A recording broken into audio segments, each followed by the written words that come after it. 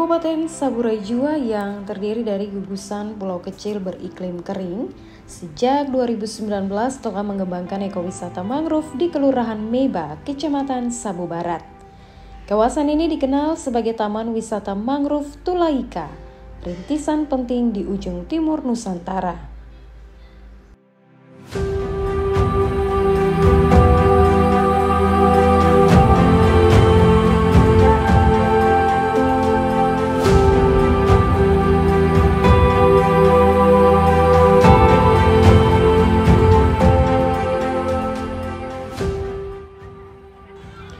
Sejak 2019, ekowisata mangrove di Tulaika menjadi atraksi kebanggaan.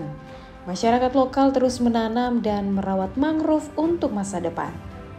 Hutan mangrove bagi penduduk Kabupaten Saburai Jua bukan hanya sekedar barisan pohon pesisir, melainkan merupakan benteng alami yang melindungi kampung dari amukan gelombang dan abrasi pantai.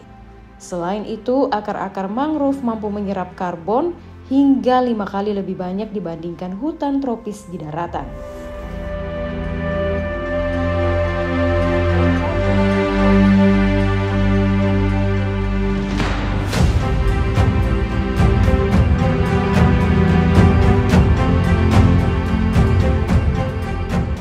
Secara akumulatif dapat kita simpulkan atau kita lihat bahwa ada beberapa hal baik yang dapat diberikan oleh mangrove, yaitu fungsi pertama adalah berkaitan dengan pelindung pantai dari potensi-potensi abrasi dan lain-lainnya. Hal yang kedua juga berperan dalam melakukan mitigasi risiko terhadap bencana. Yang dimaksudkan di sini adalah potensi-potensi tsunami. Saburai Jua juga berpotensi terhadap hal tadi. Rob juga berpotensi. Kenapa? Karena Saburai Jua bila dianalogikan bahwa bagaikan satu nokta kecil di antara lautan yang sangat-sangat luas. Ini juga tentunya peran mangrove dapat menghindari atau melakukan mitigasi terhadap potensi-potensi risiko bencana yang ada. Yang berikut, keberadaan mangrove juga memberikan satu ruang tempat bagi ekosistem, khususnya mungkin ikan, kepiting, atau makhluk-makhluk hidup lainnya yang berada atau pada kawasan-kawasan mangrove yang ada.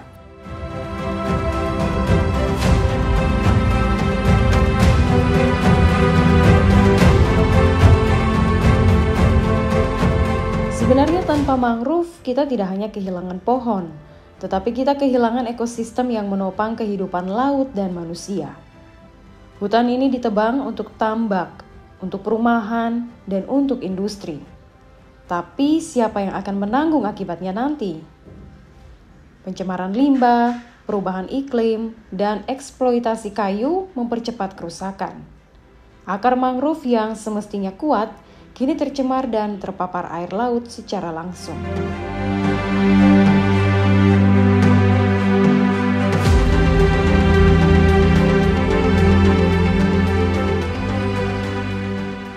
Yang paling pertama adalah bagaimana yang biasa dilakukan terjadinya proses pengalihan lahan.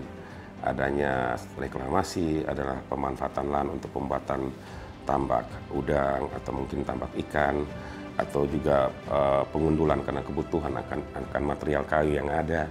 Ini dominan terjadi dan biasanya terjadi di daerah-daerah.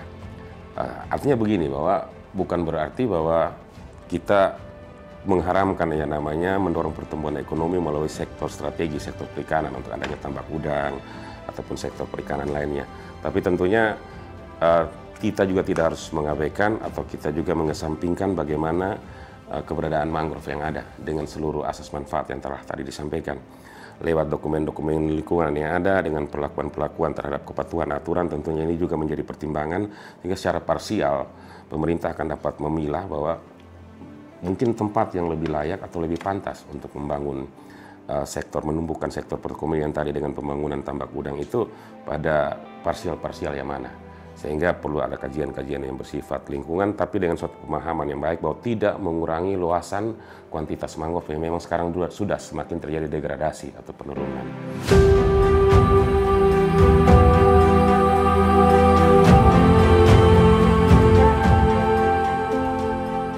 Berbagai upaya rehabilitasi dan restorasi sebenarnya sudah dilakukan oleh pemerintah dan masyarakat lokal, seperti menanam kembali mangrove di wilayah kritis dengan jenis yang sesuai, membangun pembatas alam atau buatan seperti pagar, hingga tidak adanya hewan liar yang masuk dan merusak mangrove. Bahkan, masyarakat lokal diminta memanfaatkan ekowisata mangrove sebagai cara meningkatkan ekonomi sekaligus menjaga lingkungan.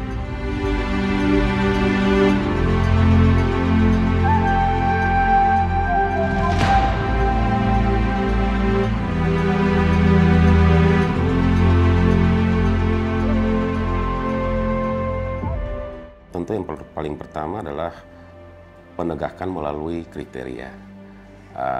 Di setiap daerah ada namanya dokumen IKLH, ada juga namanya dokumen RPPLH. Dalam dokumen RPPLH dalam periode kurun waktu pemanfaatan 30 tahun, itu ada pada pasal-pasal tertentu pada dokumen tadi yang akan di breakdown menjadi perda. Itu ada yang namanya penegakan atau penindakan. Bagaimana punishment atau sanksi, apa itu bersifat administrasi atau sanksi pidana dapat diberikan kepada orang, lembaga atau badan yang mengesampingkan atau melakukan perbuatan-perbuatan yang merusak lingkungan. Kita bicara tentang lingkungan secara garis besar, itu menjadi isu dunia, isu nasional, dan juga isu regional. Artinya begini, bahwa kita berkewajiban untuk mendorong pertumbuhan ekonomi yang ada pada satu daerah, tapi tentunya tetap dengan tidak mengabaikan asas atau ekosistem atau pembangunan yang berkelanjutan dalam konteks pembangunan ekonomi tadi. Tentu ini bicara terhadap esensi lingkungan.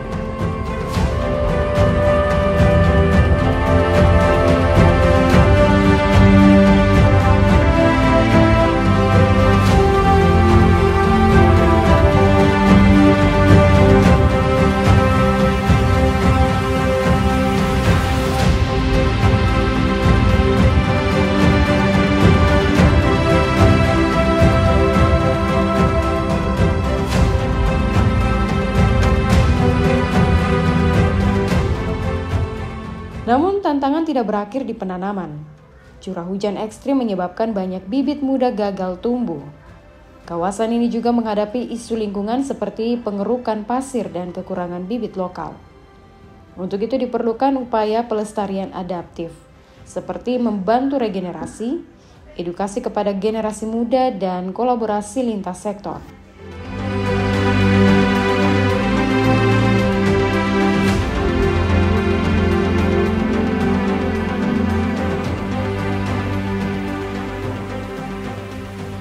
Memang agak riskan keberlangsungan hidupnya mangrove di sini. Jadi kami sudah menghimbau dan kita mengajak masyarakat yang ada, yang pemerhati lingkungan, supaya bukan hanya tanam saja, tetapi juga dia harus dirawat sampai dia hidup dan besar.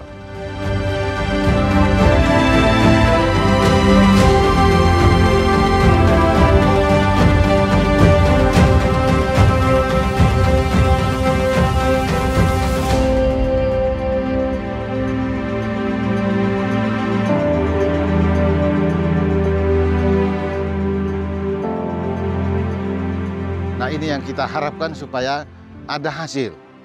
Kalau kita hanya tanam dan dibiarkan begitu saja, nanti juga kita datang kembali, pohonnya sudah tidak ada lagi. Ya, oleh karena itu kita harapkan supaya kita sama-sama merawat ya apa yang sudah kita kerjakan hari ini. Oleh karena itu, saya kira di Sabure Jua ini kita harus bagaimana merawat ini daerah ini. Kalau kita tidak rawat dari sekarang, satu saat ini nanti mungkin jadi padang pasir. Kita mengajak supaya di lingkungan kantor masing-masing, di pemerintah desa, di kantor desa juga harus, di sekolah juga harus, terutama di gereja. Di gereja nanti kita coba untuk mendistribusikan anakan supaya tanam ya 1-2 pohon juga tidak apa-apa, yang penting dirawat dan sampai jadi. Kita akan mencoba untuk menghimbau kepada masyarakat, mengajak masyarakat supaya di sekitar rumahnya juga kita harus tanam pohon.